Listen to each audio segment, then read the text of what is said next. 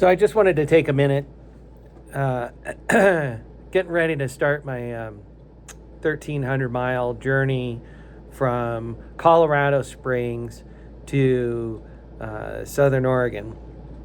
And, well, when you travel during, and I thought it was late enough in the season, but there's a weather pattern that came in yesterday and is hovering around the Colorado Springs mountain passes. And so of course, I landed and noticed it was snowing in Denver, and there was light flurries in Colorado Springs that morning.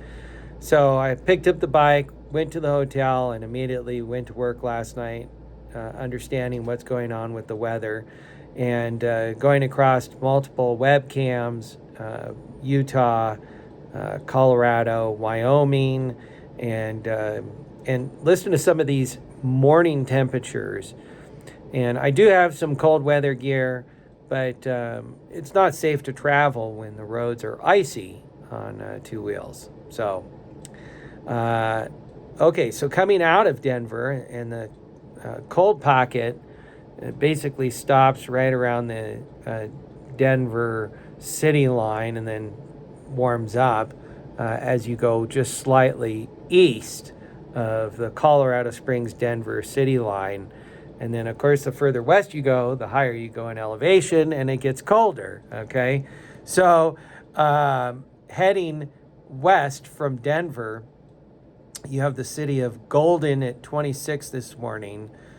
And then you get higher in elevation yet, and Georgetown sitting at 21. Silverthorne this morning sitting at 23. Vail sitting at 25. Oh, and there's a nice toasty warm pocket at 32. And then Rifle at 35, Parachute at 32, and Grand Junction at a toasty 39 degrees. So, needless to say, the passes between Denver and Grand Junction don't look very appealing. I've looked at the road conditions, and I got to hand it to Colorado. Lots and lots of webcams. I'm really impressed with Colorado's traffic webcam system that they have. So you really can dial in your trip. So interesting enough, when I reroute myself and I look at, okay, what are the options to avoid these passes? I can either go way far south to Santa Fe, Albuquerque, which increases the mileage to Southern Oregon from roughly 1,300 miles to 1,600 miles. And that's an option, because then you avoid the mountains altogether, and you're in much, much lower elevations. And warmer temperatures, too. Last night, as I went further south into the Albuquerque area, what was interesting is that Google actually shot me across and then had me heading right next to Death Valley on the way home. And I thought, my goodness, I've wanted to go to Death Valley for years. And so this could be a real treat. Again, roughly 1,700 miles if I go that route. So what's interesting is that Google says, well, hold on, maybe I'll send you north into the Cheyenne area. So I'll take you north, past Denver up to Cheyenne.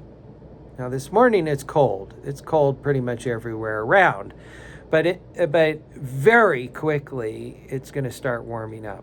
It's actually supposed to be in the low 50s today.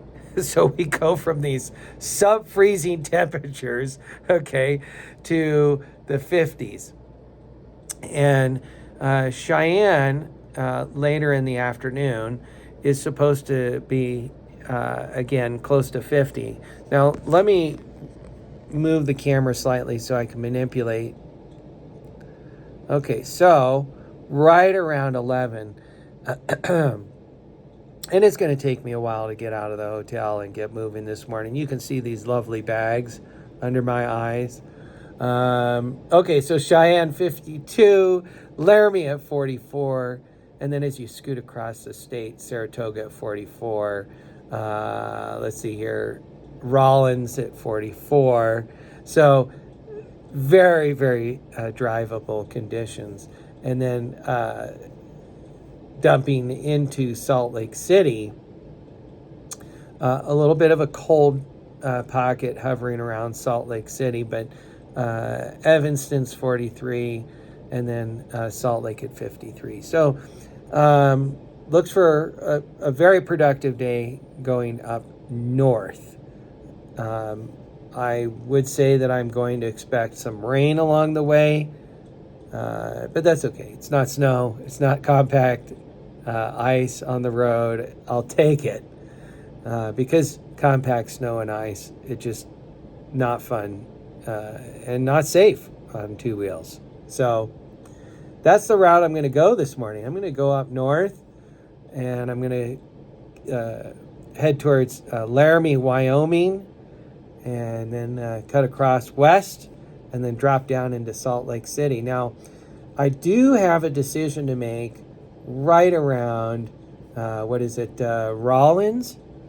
because one of the things that I've considered is heading to Arches National Park in the Moab area. I'd really, really like to be able to do that.